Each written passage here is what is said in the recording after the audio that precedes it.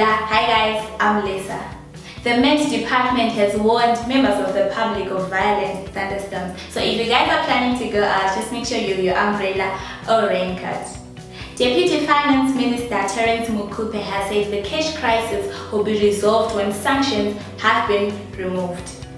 Addressing members of the ZANU-PF political party, the president has encouraged discipline, respect of the constitution, and exemplary conduct. ZESA has written to government seeking permission to raise electricity tariffs. This will be it for now. Bye-bye.